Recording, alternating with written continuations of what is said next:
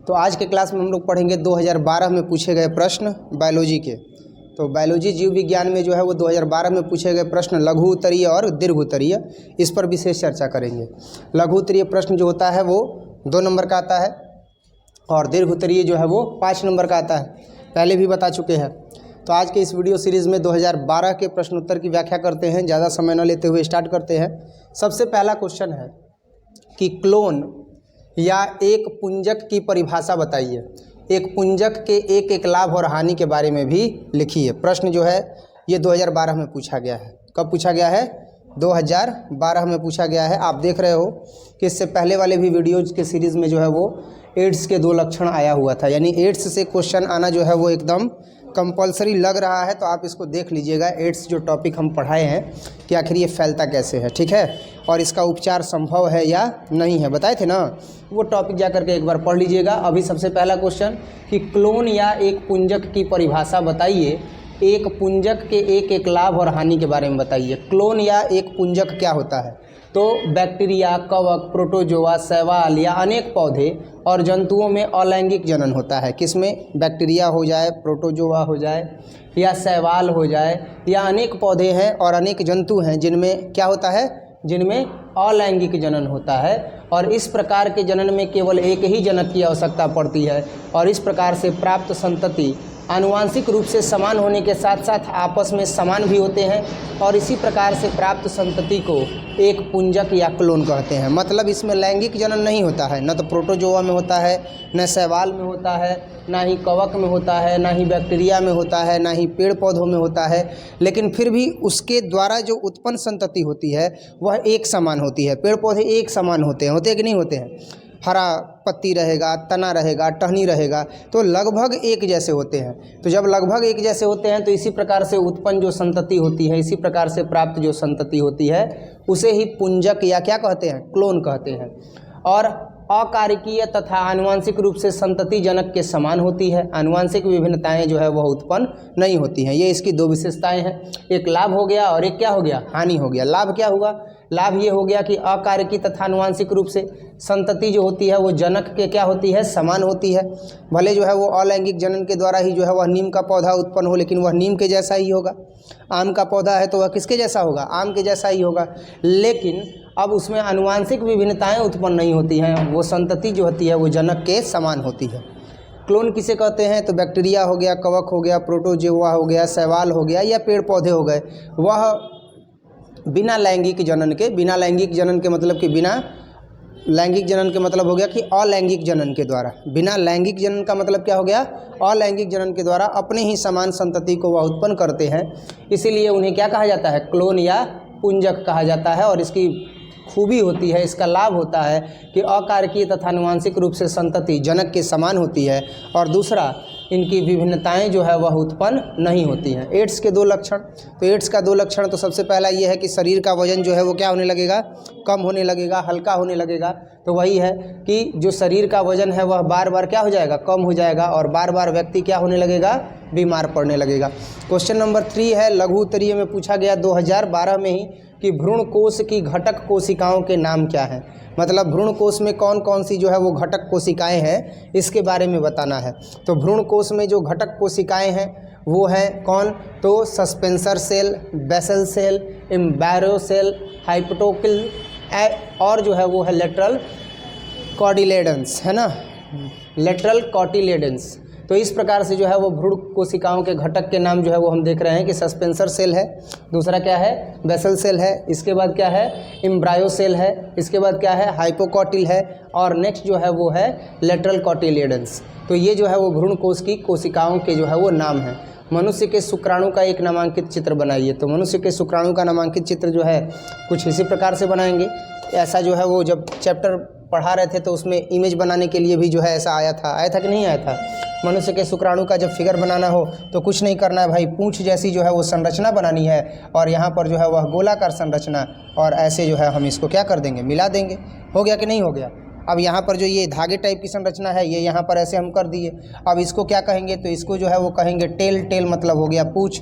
ये जो अभी संरचना आप यहाँ पर देख रहे हैं इसको थोड़ा सा जो है वो हम जैसे संरचना में इसका होता है वैसे दिखाएंगे तो संरचना में इसके कैसे होगा, यहाँ से ये आएगा और इसके बाद ये 2 भागों में बट जाएगा और यहाँ से फिर ये एक अलग जो है वो रूप पकड़ेगा। और इसी को जो है जैसे यहाँ पर फिगर बना है सेम टू सेम जो है उसे दर्शाएंगे। और ये जो होगा वो न्यूक्लियस होगा। न्यूक्लियस का मतलब हो गया केंद्रक। न्यूक्लियस का मतलब क्या हो गया, केंद्रक, ठीक है। और ये जो है वो है एक्रोसोसोम। इसका ये जो है वो जहाँ पर ये संरचना बनी हुई है, जहाँ पर ये वाली संरचना बनी हुई है, कौन वाली, यहाँ से ये गया है ना और यहाँ से आकर के ये ऐसे गया और फिर ये ऐसे संरचना बनी हुई है। इसको जो है वो कहा जाता है गर्दन। गर्दन मतलब इसी को इंग्लिश में बोला गया नेक, समझ में आ रहा है ना। और इसके बाद जो है ये जो संरचना है इसकी हेड है, ये क्या है, हेड है। और उसके बाद ये जो है वो मिडिल पीस का मतलब हो गया मध्य का भाग। और ये जो है वो क्या है, तो एक्सोइम है। क्या है, एक्सोइम है। और इस प्रकार से जो है वो मनुष्य के शुक्राणु की संरचना बना देंगे हम लोग। मनुष्य के शुक्राणु की संरचना बनाने में ज़्यादा तामझाम नहीं करना है। नहीं आ रहा है ऐसे ड्रॉ करो, यहाँ से जो है वो सीधा लेकर के जाओ ऐसे, समझ में आ रहा है ना। और ये पूछ जैसी संरचना छोड़ दो। यहाँ पर जो है वो केंद्रक है, बन गया मनुष्य का शुक्राणु। कुछ अंगों को जो है वो दिखा देंगे। ये जो है वो क्या है, केंद्रक है। यहाँ पर जो है वो क्या है, हेड है। ये यहाँ से लेकर के यहाँ तक क्या है, हेड है। अब यही संरचना यहाँ पर जो ये दिख रही है, यही संरचना जब आगे बढ़ती है और यहाँ से जब ये इस प्रकार से संरचना जो है वो आकर के इसमें मिल जाती है तो ये मध्य भाग कहलाता है। इसको क्या बोलते हैं, मिडिल पीस बोलते हैं। और ये जो भाग बचता है इसी को बोला जाता है एक्सोनिम। क्या बोला जाता है, एक्सोनिम, ठीक है। और ये जो है वो हो गया हेड और ये हो गया न्यूक्लियस, है ना। और इसको बोला जाता है, ये जो संरचना आप देख रहे हो, ये जो थोड़ा सा मोटा संरचना है, इसको बोला जाता है एक्रोसोम। क्या बोला जाता है, एक्रोसोम। बहुत ही सामान्य सा फिगर है, आप अगर अभ्यास कीजिएगा तो बन जाएगा। क्या, इसका भाग है, अंग का ये नाम है। अगला जो सिरा होता है उसको एक्रोसोम बोलते हैं, ठीक है। अब ये पिछला जो सिरा है यहाँ पर इसको टेल बोलते हैं। क्यों टेल बोलते हैं भाई, टेल इसलिए बोलते हैं क्योंकि ये पूंछ के जैसा है, समझ में आ रहा है ना। देखते हैं अगला जो प्रश्न है 5 नंबर क्वेश्चन है कि न्यूक्लियोसाइड और न्यूक्लियोटाइड में क्या अंतर है।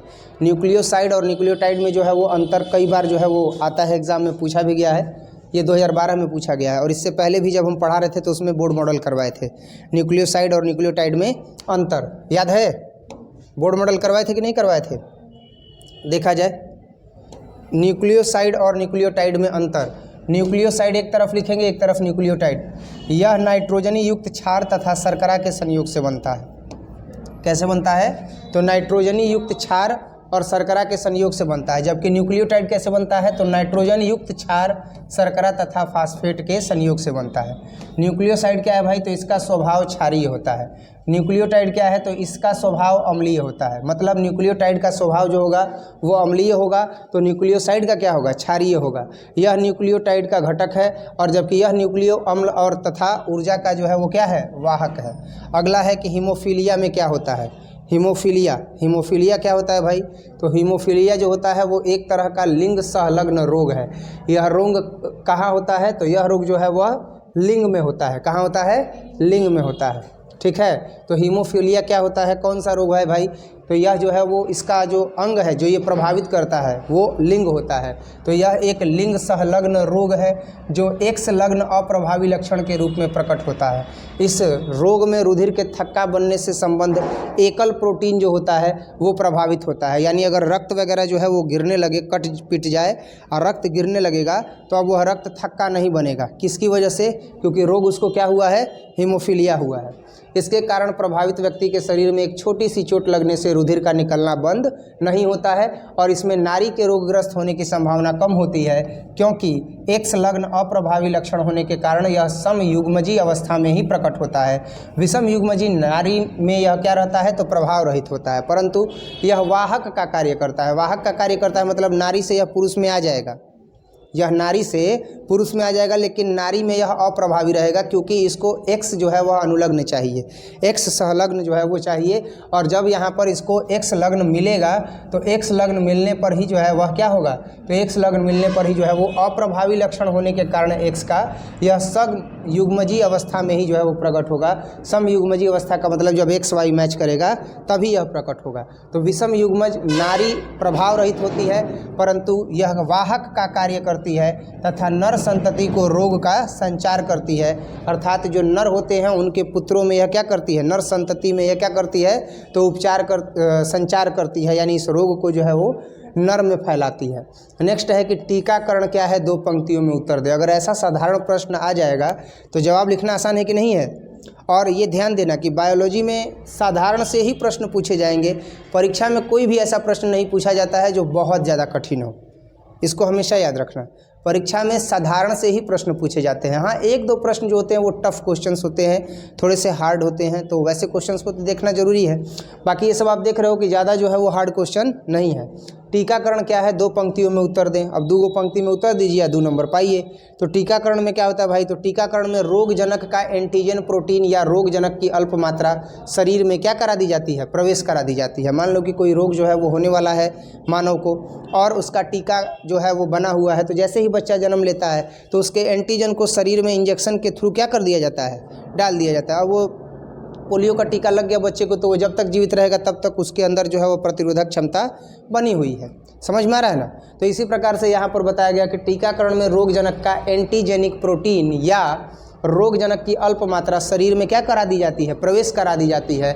और इस एंटीजेंस के द्वारा प्राथमिक प्रतिरक्षा अनुक्रिया तथा मेमोरी बी एवं टी कोशिकाएं उत्पन्न होती हैं। ये रक्षी अणु एक बार बन जाने के बाद कुछ समय तक यह शरीर में बनी रहती हैं और उस अवधि में यदि रोगजनक के शरीर में कोई रोगाणु अगर प्रवेश करता है तो ये आक्रमण करके उन्हें क्या कर लेती हैं, मार देती हैं। यानी कि सबसे पहले तो टी और बी कोशिकाएं उन्हें क्या करती हैं, पहचानती हैं और पहचानने के बाद उन्हें मार देती हैं तथा प्रचुर परिमाण में लिम्फोसाइट और एंटीबॉडीज़ का जो है वह निर्माण करती हैं जो इन्हें मार देते हैं। इस विधि से हमारे शरीर में उत्पन्न किया गया या इस विधि से यानी कि जो टीकाकरण है वो टीका के द्वारा हमारे शरीर में उत्पन्न किया गया रोधी क्षमता प्रतिरक्षा और इसे पैदा करने की क्रिया जो है वह क्या कहलाती है, प्रतिरक्षण कहलाती है।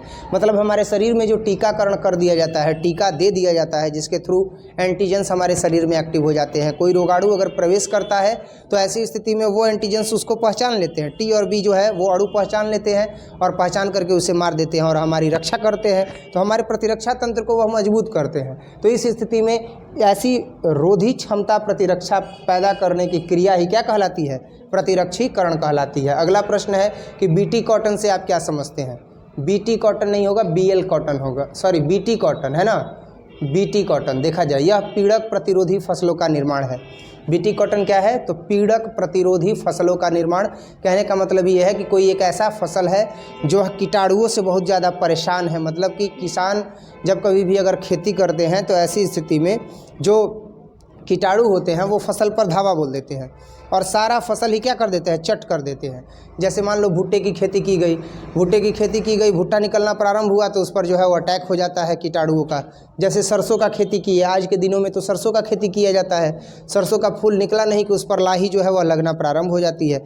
तो उस लाही को दूर करने के लिए स्प्रे किया जाता है दवाई का, कीटनाशक का, कि जब वो कीटनाशक उस फूल पर रहेगा तो दूर दूर तक जो भी अगर रहेंगी लाही, मतलब मक्खी की जो छोटी छोटी कह सकते हैं कि कोशिका रूप में जो है वो, कोशिका रूप में ना कह सकते हैं तो छोटी संरचना में जो बच्चे होते हैं वो, तो जब वो उस पर धावा बोलती हैं तो वो धावा न बोले क्योंकि उस पर दवा का क्या कर दिया गया, छिड़काव कर दिया गया और उन्नत फसल हो। तो ये जो बीटी कॉटन है उससे आप क्या समझते हैं, तो यह पीड़क प्रतिरोधी फसलों का निर्माण है जो कीटनाशकों की मात्रा को, पीड़क नाशकों की मात्रा को ये क्या कर देती है, कम कर देती है या पीड़क नाशकों की मात्रा को कम प्रयोग में लाती है। बीटी एक प्रकार का जीव विष है जो एक जीवाणु बैसिलस यूरेनियंस के द्वारा उत्पादित होता है, जिसे संक्षेप में क्या कहते हैं, बीटी कहते हैं। बीटी जीव विष जीन विषाणु से क्लोनित होकर के और पौधों में प्रकट होकर कीटों या पीड़कों के प्रति प्रतिरोधकता उत्पन्न करता है और प्रतिरोधकता उत्पन्न करता है तो फसल उन्नत किस्म की होती है और उत्पादन क्या हो जाता है, बढ़ जाता है और इससे कीटनाशकों के उपयोग की आवश्यकता नहीं होती है। इस प्रकार से जैव पीड़कनाशियों का निर्माण होता है और बीटी कॉटन इसी का एक उदाहरण है।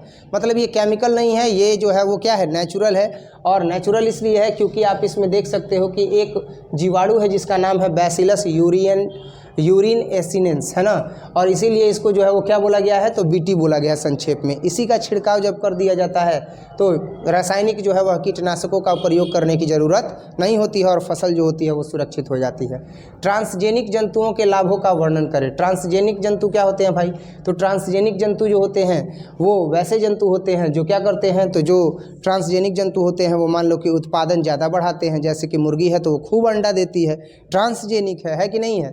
अगर बकरी है तो वह भी क्या करती है, उत्पादन बढ़ाती है कि नहीं बढ़ाती है। एक बकरी जो है वो 3 से 4 बच्चों को जन्म देती है। खरगोश है तो खरगोश भी क्या करता है, उत्पादन को बढ़ाता है कि नहीं बढ़ाता है। खरगोश उत्पादन को बढ़ाता है तो वह कितना बढ़ाता है भाई, तो एक खरगोशनी जो होती है, एक जो फीमेल रैबिट होती है वह कितना जो है वह देती है बच्चों को, तो वह कम से कम 7 से 8 बच्चों को जो है वह देती है जन्म। तो ट्रांसजेनिक जंतुओं के लाभ इस प्रकार हैं। इनसे अधिक दूध, मांस, अंडे तथा उत्पादन को जो है वो प्राप्त किया जा सकता है। इस प्रकार से उत्पन्न जीवों में रोग प्रतिरोधी क्षमता उच्च होती है। इस प्रकार से जो भी जीव उत्पन्न होते हैं उनमें रोग प्रतिरोधक क्षमता क्या हो जाती है, उच्च हो जाती है और इससे प्राप्त जीव अधिक कार्यशील होते हैं। ये जंतु आर्थिक संरचना सुदृढ़ करने के आधार स्तंभ है। अर्थात मान लो कि किसी को कमर्शियल प्रॉब्लम है, आर्थिक तंगी है, तो वह इन जीवों को जो है वो पाल करके और क्या कर सकता है, अपनी आर्थिक स्थिति को मजबूत कर सकता है। आहार जाल किसे कहते हैं, एक मैदानी पारिस्थितिक तंत्र के 2 आहार श्रृंखलाओं के जीवों के नाम लिखें। ऐसे कौन कौन से 2 आहार श्रृंखला के जीव हैं जो मैदानी परिस्थिति तंत्र को क्या करते हैं, मजबूत करते हैं। तो इसका जवाब होगा कि यह एक पोषक स्तर से दूसरे में भोजन का स्थानांतरण होता है। यह खाने वाले एवं खाए जाने वाले के रिश्तों को दर्शाता है और यह 2 प्रकार का होता है। आहार जाल क्या होता है, तो आहार जाल एक पोषक स्तर से दूसरे में भोजन का स्थानांतरण है। क्या है, एक पोषक स्तर से दूसरे में भोजन का स्थानांतरण है आहार जाल। आहार जाल का मतलब क्या हो गया, एक ऐसा नेट, एक ऐसा जाल जिसमें आहार का क्या होता हो, आदान प्रदान होता हो। तो वही है कि यह एक पोषक स्तर से दूसरे में भोजन का स्थानांतरण है। यह खाने वाले एवं खाए जाने वाले के रिश्तों को दर्शाता है। यह 2 प्रकार का होता है। पहला होता है ग्रेजिंग भोजन श्रृंखला, दूसरा होता है डेट्राइटस भोजन श्रृंखला।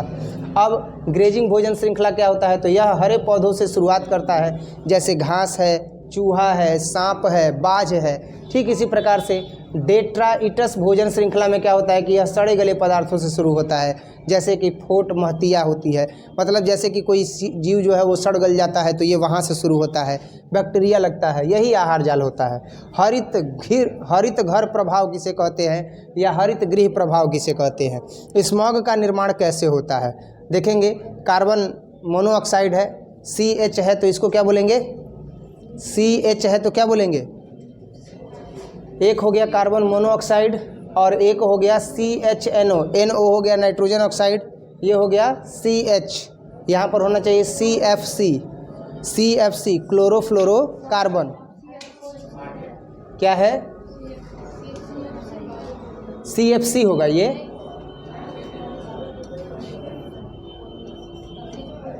क्लोरोफ्लोरोकार्बन। हरित घर प्रभाव किसे कहते हैं, स्मॉग का निर्माण कैसे होता है।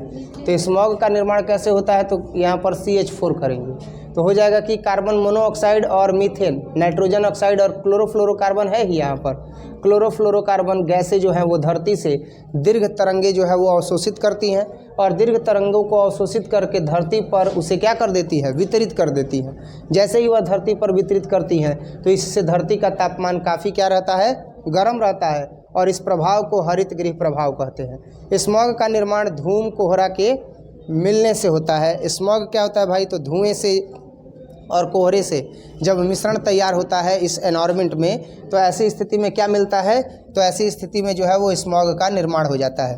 अगला टॉपिक है कि दीर्घ उत्तरीय प्रश्न। दीर्घ उत्तरीय प्रश्न जो है वो कितने नंबर का आता है, 5 नंबर का। जवाब देना होता है 4 नंबर का, है ना।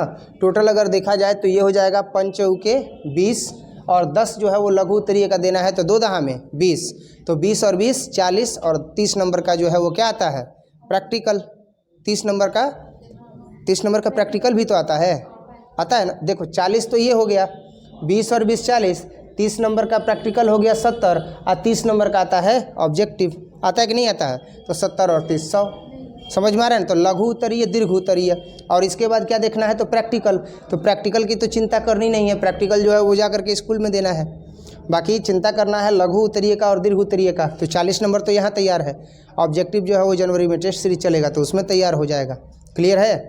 देखा जाए, पर परागण को परिभाषित करें, पर परागण के विभिन्न अभिकर्मकों को लिखें। पर परागण कैसे होता है उसके अभिकर्मक को लिखें। कीटों द्वारा पर परागण होता है, वायु द्वारा पर परागण होता है कि नहीं होता है, उन्हीं के बारे में जो है वो लिखेंगे। पर परागण क्या होता है, तो पर परागण में जब पुष्प के परागकण एक दूसरे पौधे पर अवस्थित पुष्प के वर्तिकाग्र पर पहुंचते हैं, जब एक पुष्प का परागकण किसी दूसरे पुष्प के वर्तिकाग्र पर पहुंचेगा तो उसे क्या कहा जाता है, पर परागण कहते हैं। और जब एक ही पुष्प का परागकण उसी पुष्प के वर्तिकाग्र पर पहुंचेगा तो वो क्या हो जाएगा, स्वपरागण। वो क्या हो जाएगा, स्वपरागण। और पर परागण में क्या होगा, तो एक पुष्प का परागकण होगा और वह दूसरे पुष्प के वर्तिकाग्र पर पहुंचेगा तो उसे क्या कहा जाएगा, पर परागण। पर परागण जो होता है वो दो प्रकार का होता है। एक होता है सजात पुष्पी परागण, एक क्या होता है, सजात पुष्पी परागण, तथा दूसरा होता है पर निषेचन।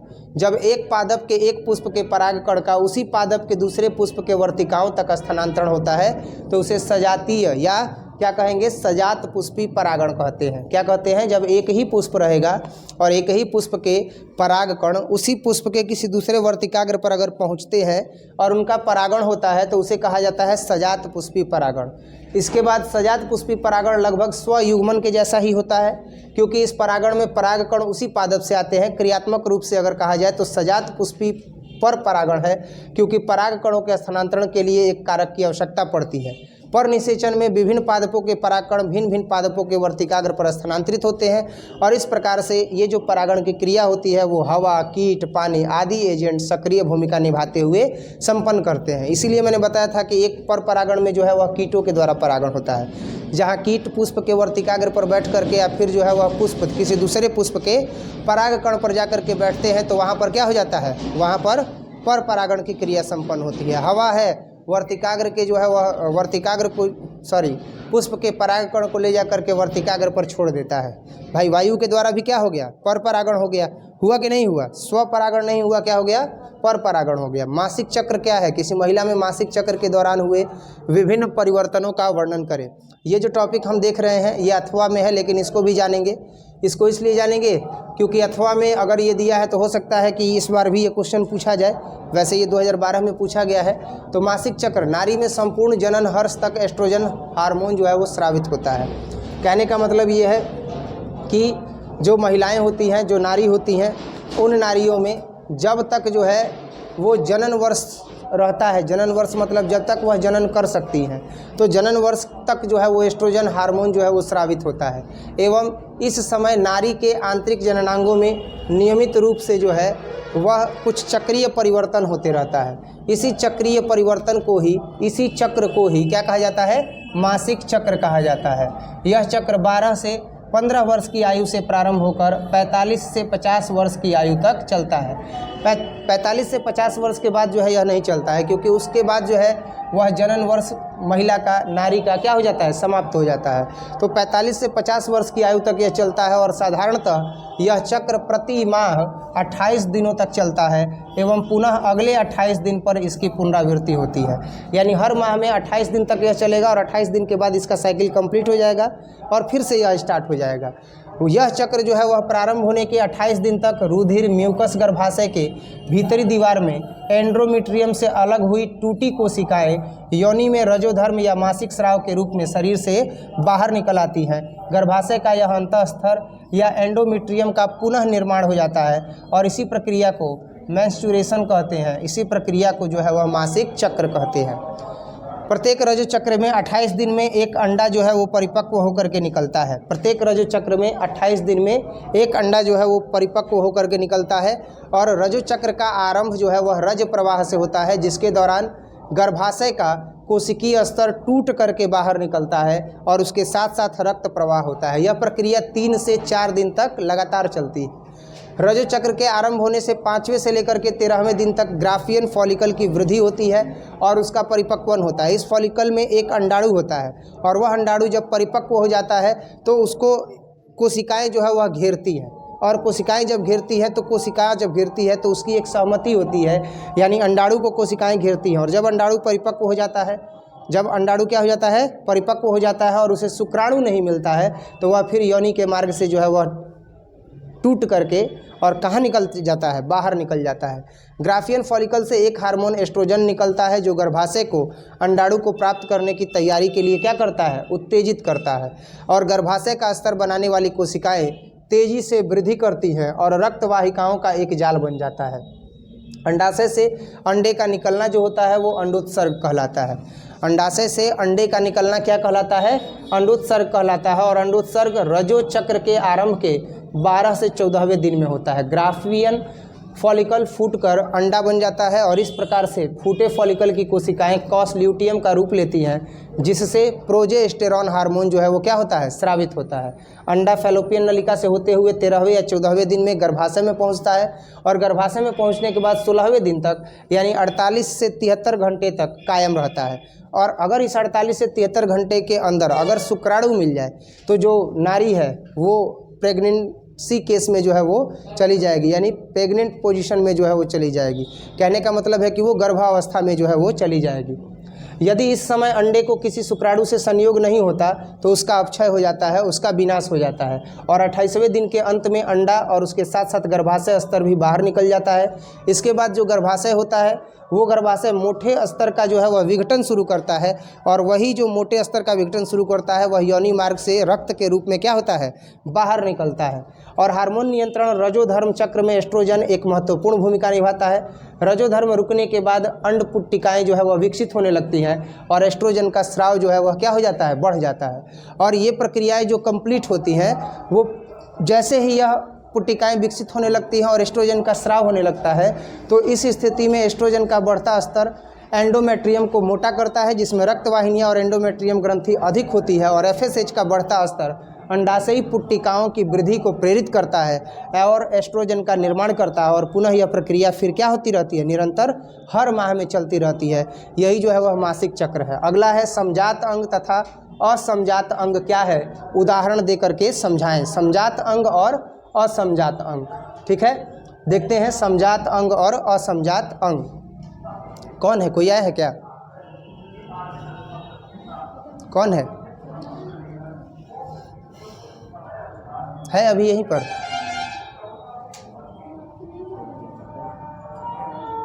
देखो तो कौन है।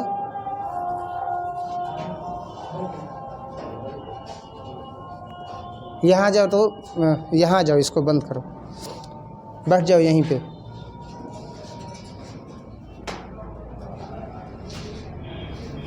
बंद करो। देखा जाए तो समजात अंग तथा असमजात अंग क्या है, उदाहरण दीजिए। समजात अंग के विषय में बताए थे ना जी। समजात अंग में क्या आता है, जैसे पक्षी का पंख समजात अंग है ना, है कि नहीं है। पहले अंड निकलता है ना, मतलब अंडा निकलता है और अंडे के बाद जो उसमें चूजा निकलता है तो उसमें पंख निकलता है कि नहीं निकलता है, छोटा छोटा निकलता है। समजात अंग का ये उदाहरण है। देखते हैं, जेम्स वाटसन तथा फ्रांसिस क्रिक ने 1953 में डीएनए अणु का द्विकुंडलित मॉडल प्रस्तुत किया। वाटसन और क्रिक ने 1953 में डीएनए मॉडल का क्या किया, द्विक मॉडल जो है वो द्विक कुंडलित मॉडल प्रस्तुत किया और इन वैज्ञानिकों की खोज के लिए उन्हें नोबेल पुरस्कार से सम्मानित किया गया। द्विकुंडलित मॉडल के अनुसार डीएनए अणु की संरचना पॉलीन्यूक्लियोटाइड की 2 श्रृंखलाओं द्वारा होती है। दोनों श्रृंखलाएं आपस में एक दूसरे के साथ जो है वह क्षारों के युग्मन के द्वारा जुड़ती है। यानी ये दोनों ही जो न्यूक्लियोटाइड संरचनाएं होती हैं वह क्षार युग्मन के साथ जो है वो क्या होती हैं, जुड़ती हैं। नाइट्रोजन क्षारों के युग्मन की खास विशेषता होती है कि पायरीमिडीन समूह का नाइट्रोजन क्षार प्यूरिन समूह के साथ जुड़ता है। मतलब 2 होगा, एक होगा पायरीमिडीन समूह तो वो किसके साथ जुड़ेगा, तो नाइट्रोजन क्षार के प्यूरिन समूह के साथ जुड़ता है। और पायरीमिडीन समूह का थाइमिन हमेशा प्यूरिन के एडेनिन के साथ हाइड्रोजन के 2 बॉन्ड से जुड़ता है। इस प्रकार पायरीमिडीन का साइटोसिन हमेशा प्यूरिन के ग्वानानिन के साथ जुड़ता है और 3 बॉन्ड के द्वारा यह जुड़ता है। इस प्रकार 2 बॉन्ड जो होता है वह द्विकुंडलित संरचना बनाता है और डीएनए अणु को स्थायित्व प्रदान करता है। डीएनए अणु का द्विकुंडलित संरचना कैसे बनता है, तो डीएनए में क्या क्या होता है, एडेनिन, ग्वानिन, साइटोसिन और थाइमिन। तो अब इसमें क्या होता है, इसमें हम देखें तो नाइट्रोजन क्षारकों के युग्मन की खास विशेषता यह होती है कि पायरिमिडीन समूह का नाइट्रोजन क्षार प्यूरिन समूह के साथ जुड़ता है। किसके साथ जुड़ता है? प्यूरिन समूह के साथ जुड़ता है। पायरिमिडीन समूह का थाइमिन हमेशा प्यूरिन के एडेनिन के साथ और हाइड्रोजन के 2 बॉन्ड द्वारा जुड़ता है। इसी प्रकार पायरिमिडीन साइटोसिनिन हमेशा प्यूरिन के ग्वानानिन के साथ जुड़ता है और हाइड्रोजन बॉन्ड के कितने बॉन्ड बन जाते हैं? 3 बॉन्ड बन जाते हैं और इस प्रकार से 2 बॉन्ड द्विकुंडलित डीएनए अणु को अस्थायित्व प्रदान करते हैं। डीएनए अणु का कुंडलन प्रायः दक्षिणवर्ती तरीके से होता है और इसके कारण इसमें 2 प्रकार के गड्ढे पाए जाते हैं।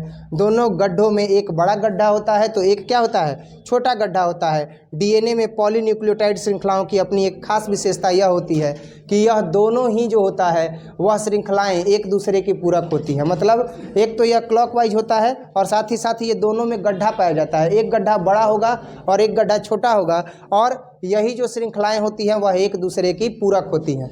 एक स्टैंड में स्थित क्षारों के क्रमों से दूसरे स्टैंड में स्थित क्षारों के क्रम की जानकारी स्वतः प्राप्त हो जाती है और डीएनए का स्टैंड नए स्टैंड के संश्लेषण के लिए टेम्पलेट का कार्य करता है और नए डीएनए स्टैंड संतति कोशिकाओं में स्थानांतरित होते हैं और इस प्रकार से पैतृक डीएनए अणु जो मिलते हैं वह दोनों ही क्या हो जाते हैं? समान हो जाते हैं। जिसमें एक होता है, जिसमें एक को जो बोला जाता है वो क्या बोला जाता है? तो एक को बोला जाता है न्यूक्लियोटाइड और एक को बोला जाता है न्यूक्लियोसाइड।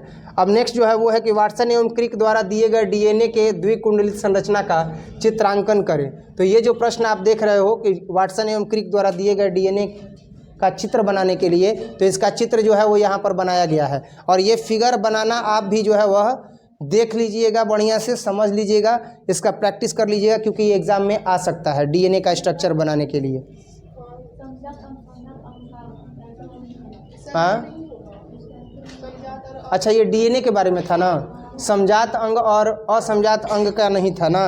समजात अंग और असमजात अंग जो है वो यहाँ पर है, ठीक है। उसका उत्तर जो है वो बता रहे हैं, अथवा में है, ऊपर नीचे हो गया है। देखा जाए समजात अंग में जो है वो समान उत्पत्ति और समान संरचना होती है, किंतु एक दूसरे के कार्यों में जो है वो क्या होती है? भिन्नता होती है। समजात अंग में इन अंगों में समान उत्पत्ति होती है और संरचना भी होती है, लेकिन किंतु एक दूसरे के कार्यों में ये क्या हो सकते हैं? भिन्न हो सकते हैं। जैसे पक्षी और चमगादड़ के पंख, मेढक, घोड़े और मानव के अग्रपाद, ये जो है वो पश्चपाद समजात अंग है। यानी कह सकते हैं कि जो चिड़िया है उसमें भी पंख है, चमगादड़ है उसमें भी पंख है। चिड़िया का पंख जो है वह उड़ने के काम आता है, लेकिन चमगादड़ का पंख उड़ने और साथ ही साथ लटकने के भी काम आता है। आता है कि नहीं आता है? तो समजात अंग है लेकिन इसका कार्य क्या क्या हो गया? भिन्न भिन्न हो गया। असमजात अंग क्या होता है? तो ये अंग समान कार्य दर्शाते हैं किंतु इनकी उत्पत्ति भिन्न होती है, जिसके कारण इनकी आधार रचना भी भिन्न होती है। जैसे कीटों की जो संरचना होती है, जैसे तितली हो गया, ग्रॉसहॉपर हो गया, इनके पंखों की रचना टेरिडकटाइल पक्षियों या चमगादड़ से अलग होती है। ये जो होता है वो असमजात अंग होता है। इसके बाद है कि टीकाकरण एवं प्रतिरक्षीकरण से आप क्या समझते हैं? तो टीकाकरण एवं प्रतिरक्षण के विषय में जो है वो मैंने बताया था कि जब कभी भी अगर शरीर में रोग प्रतिरोधक क्षमता कम होती है, मान लीजिए कि पोलियो से लड़ने की जो है वो रोग प्रतिरोधक क्षमता क्या है? कम है, तो ऐसी स्थिति में क्या होता है कि एक जो है वह टीका जो है वह इंजेक्ट कर दिया जाता है इंजेक्शन के माध्यम से, और वो शरीर के अंदर एंटीजन जो है वो क्या करता है? निर्मित कर देता है। वो एंटीजन क्या करता है? तो वो बी और टी प्रकार का होता है, और जैसे ही कोई रोगाणु अगर शरीर पर आक्रमण करता है तो वह उनको पहचान करके उन्हें क्या कर देता है? नष्ट कर देता है, जिसके कारण शरीर में जो है वह रोग प्रतिरोधक क्षमता मजबूत हो जाती है। यानी कि मजबूत होने का मतलब कि रोगों का जो असर होता है वो क्या होता है? कम होता है, और इसका यह नतीजा निकलता है कि जो व्यक्ति होता है वह स्वस्थ होता है। अब यहाँ पर ये जो पूरी प्रक्रिया है जो प्रतिरक्षा तंत्र को मजबूती प्रदान करती है, इसे ही प्रतिरक्षीकरण कहते हैं। इसे ही क्या कहते हैं? प्रतिरक्षीकरण कहते हैं। तो टीकाकरण में रोगजनक का एंटीजनक प्रोटीन या रोगजनक की अल्प मात्रा शरीर में प्रवेश करा दी जाती है, और इन एंटीजेंस के द्वारा प्राथमिक प्रतिरक्षा अनुक्रिया तथा मेमोरी बी एवं टी कोशिकाओं का क्या होता है? मेमोरी बी एवं टी कोशिकाओं को जो है वह उत्पन्न किया जाता है। ये रक्षी अणु एक बार बन जाने के बाद कुछ समय तक शरीर में बने रहते हैं, और उस अवधि में यदि रोगजनक शरीर में प्रवेश करता है तब ये मेमोरी टी एवं बी कोशिकाएं उसे पहचान करके उसे क्या कर देती हैं? खत्म कर देती हैं। प्रचुर मात्रा में लिम्फोसाइट और एंटीबॉडीज़ का ये निर्माण भी करती हैं और इसे मार देती हैं। इस विधि से हमारे शरीर में उत्पन्न प्रतिरोधी क्षमता को प्रतिरक्षा एवं इससे पैदा करने की क्रिया को प्रतिरक्षीकरण कहते हैं। Diphtheria, typhoid, tetanus, polio, rabies, काली खांसी आदि का टीका जो है वह अब हमारे यहाँ उपलब्ध भी है। अगला प्रश्न है, अथवा में है कि उत्तक संवर्धन क्या है, उत्तक संवर्धन के विभिन्न प्रकारों को बताइए। उत्तक संवर्धन में क्या होता है कि उत्तकों में वृद्धि की जाती है। उत्तक संवर्धन में क्या होता है, उत्तकों में वृद्धि की जाती है। तो वायु उत्तक संवर्धन, चलो देखते हैं उत्तक संवर्धन क्या होता है। टाइपो करने वाले बड़ा अजीब है ना, लिखे हैं उत्तक संवर्धन का क्वेश्चन दिए हैं वायु प्रदूषण का कारण। एक बार पढ़ लेना चाहिए उनको, इससे वीडियो जो शूट हो रहा है मान लो यूट्यूब पर डाला जाएगा वो भी खराब लगेगा, है कि नहीं। कोई बात नहीं। उत्तक संवर्धन के विभिन्न प्रकार कौन कौन हैं और संक्षिप्त विवरण दीजिए। तो उत्तक संवर्धन में क्या होता है कि उत्तक की वृद्धि की जाती है। उत्तक की वृद्धि करने के लिए एंटीजेंस को जो है वो बॉडी में इंटरैक्ट किया जाता है और उत्तक का जो है वो संवर्धन होता है, उत्तक की वृद्धि होती है। इसके जो प्रकार हैं, इसके संवर्धन के विभिन्न प्रकार कौन कौन से हैं, तो इसके संवर्धन के विभिन्न प्रकार कौन कौन से हैं। तो प्रोटीन्स देकर के जो है वो उत्तक संवर्धित किया जा सकता है, किया जा सकता है ना। प्रोटीन्स दिया जाएगा तो नई नई कोशिकाएं बनेंगी, कोशिकाएं डेड हो जाती हैं, व्यक्ति कमज़ोर हो जाता है। प्रोटीन्स दिया जाता है, विटामिन दिया जाता है, तो वो कोशिकाएं क्या होती हैं, फिर से बनने लगती हैं, समूह में बनती हैं और इस आधार पर जो है वो कोशिकाओं का समूह बढ़ने लगता है। उत्तक संवर्धन भी होता है ना। अब इसके बाद जो है वो वायु प्रदूषण है, तो बहुत ही शॉर्ट फॉर्म में इसको बताए हैं। वायु प्रदूषण, वायु के संगठन में यदि अवांछित तत्व एवं यौगिक उपस्थित हो जाएं जो कि मनुष्य, जानवरों, पादपों तथा भवनों को नुकसान पहुंचाए, तो वैसे पदार्थों को वायु प्रदूषक या प्रक्रिया जो है यह वायु प्रदूषण कहलाती है। वायु प्रदूषण के हानिकारक प्रभाव, तो सबसे पहला जो है वो हानिकारक प्रभाव ये पड़ता है कि जो भी इमारतें होती हैं उनका जो रंग होता है वो क्या हो जाता है, नष्ट हो जाता है। साथ ही साथ जैसे ताजमहल है तो उसको ढक दिया जाता है, क्योंकि उसमें जो सल्फर डाइऑक्साइड होती है उसके रंग को क्या कर देगी, हरा कर देगी। संगमरमर जो है वो उजले रंग का है तो वो क्या हो जाएगा, हरा हो जाएगा। तो मनुष्य तथा दूसरे जानवरों के श्वसन हेतु हवा आवश्यक है। हवा प्रदूषित हो जाएगी तो श्वास लेने में भी क्या होगी, कठिनाई होगी और मनुष्य तथा दूसरे जानवरों को श्वसन के कई रोग उत्पन्न होने की संभावना भी है। अगला जो है वो हम देखेंगे कि वायु प्रदूषण में SO सल्फर ऑक्साइड गैस होती है। जैसे वायु प्रदूषक के कारण अम्लीय वर्षा होती है और इसी के कारण भवनों और इमारतों की खूबसूरती क्या हो जाती है, समाप्त हो जाती है। मानव कल्याण में पशुपालक की क्या भूमिका है, सोदाहरण व्याख्या कीजिए। अब बताओ पशुपालन की क्या भूमिका है जी। पशुपालन की भूमिका तो यही है कि उत्पादन को बढ़ाया जाता है। अगर जनसंख्या बढ़ रही है तो उसके लिए उत्पाद की ज़रूरत है और उस उत्पाद को बढ़ाने में जो विशिष्ट सहयोग दिया जाता है किसानों के बाद, तो वो देते हैं गौपालक। वो गौपालक हैं या वो भैंस पालक है, या वो कह सकते हैं कि जो पशुओं को पालने वाले लोग होते हैं वो होते हैं, क्योंकि वो क्या करते हैं तो दूध का उत्पादन करते हैं, दही का उत्पादन करते हैं, घी का उत्पादन करते हैं, मक्खन का उत्पादन करते हैं कि नहीं करते हैं। वही चीज़ यहाँ पर भी बताएंगे कि विश्व की बढ़ती जनसंख्या के साथ आधुनिक समय में खाद्य उत्पादन की वृद्धि एक प्रमुख आवश्यकता बन गई है। दुनिया भर की बढ़ती हुई जनसंख्या और उसकी बढ़ती हुई भोजन आवश्यकता को देखते हुए पशुओं एवं उनके उत्पादों में भी वृद्धि आवश्यक हुई है। पशुपालन ने हमारी इन बढ़ती हुई आवश्यकताओं को काफ़ी हद तक जो है वह पूर्ति किया है, अर्थात हमारी ज़रूरतों को काफ़ी हद तक पूरा किया है। और पशुपालन का संबंध पशुधन से है, जैसे भैंस हो गई, बकरी हो गई, गाय हो गई, जिससे पशुधन को प्राप्त किया जा सकता है, जिससे मांस को प्राप्त किया जा सकता है। सूअर, घोड़ा, भेड़, बकरी, ऊँट आदि के प्रजनन और उनकी देखभाल से जो है वो पशुधन का जो है वो पता चलता है। पशुपालक में कुक्कुट तथा मत्स्य पालन भी सम्मिलित है। मछलियों, पक्षी, सूअर, भेड़ और आदि का प्रयोग करके उत्पादों जैसे दूध के, अंडे का, मांस का, है ना, ऊन का, रेशम का, शहद का आदि का उत्पादन जो है वो प्राप्त किया जाता है। जब हम क्या करते हैं, जब हम पशुधन को पालते हैं तो उनसे जो है वो हमें दूध मिलता है, अंडा मिलता है, मांस मिलता है, ऊन मिलता है, समझ में आ रहा है ना, शहद मिलता है और ये सब प्राप्त किया जाता है। आदिकाल से ही पशु हमारे लिए उत्पादक के रूप में जो है वह जाने जाते हैं। वह बोझा ढोने के लिए काम में लाए जाते हैं। दूध उनका जो है वह उपयोग में होता है। साथ ही साथ जो भेड़ों का ऊन होता है वह ओढ़ने के काम आता है कि नहीं आता है, आदिकाल से ही। और अभी अगर वर्तमान में देखा जाए तो पशुओं की खाल से जूता बनता है, वस्त्र बनता है, थैला बनता है।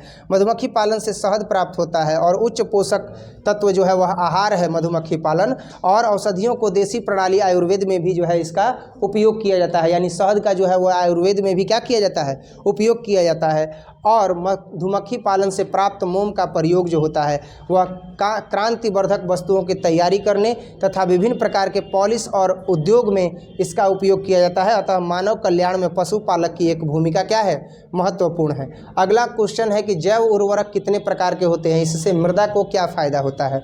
जैव उर्वरक कितने प्रकार के होते हैं बताएंगे। लेकिन जैव उर्वरक जो होता है वो सबसे पहले जान लीजिए कि वो कोई रासायनिक उर्वरक नहीं है कि वह खेतों में जब छिड़क दिया जाएगा तो खेतों की उर्वरा शक्ति जो है वह कमज़ोर हो जाएगी। वह जैविक उर्वरक है ना, तो वहाँ की जो उर्वरक क्षमता है वह उसको क्या कर देगा, बढ़ा देगा।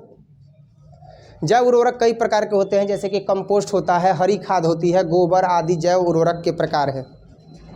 अब यहाँ अगर गांव के क्षेत्र में देखा जाए तो जो मुर्गियों का जो विष्ठा होता है उसको लेते हैं और धान बोने से पहले उसको क्या करते हैं, खेतों में छींट देते हैं। तो जब खेतों में छींट देते हैं तो अब खाद मारने की ज़रूरत नहीं है। वो क्या है, तो वो जो है वो जैव उर्वरक है और वो कोई रासायनिक उर्वरक नहीं है कि खेतों की उर्वरक क्षमता समाप्त हो जाएगी, बल्कि उर्वरक क्षमता क्या हो जाएगी, बढ़ जाएगी।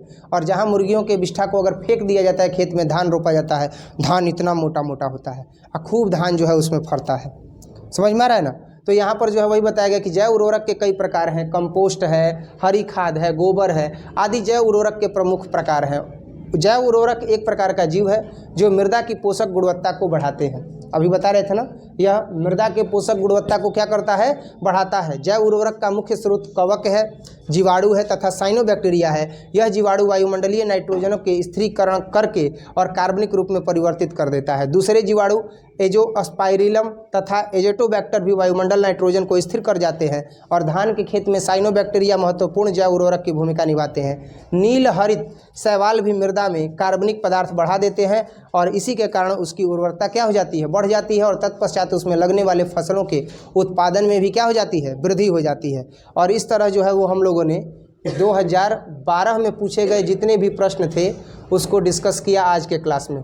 तो आज के क्लास में केवल और केवल इतना ही कि 2012 में जो है ये प्रश्न पूछा गया था, लघु उत्तरीय कौन सा था, दीर्घ उत्तरीय कौन सा था, पूरा डिस्कस कर लिए। कल के क्लास में हम लोग डिस्कस करेंगे 2013 में पूछे गए लघु उत्तरीय और दीर्घ उत्तरीय प्रश्नों के बारे में। बाकी वीडियो अच्छा लगा हो तो वीडियो को लाइक कीजिएगा, अपने दोस्तों के साथ शेयर कीजिएगा। मिलते हैं अगले क्लास में, तब तक के लिए जय हिंद।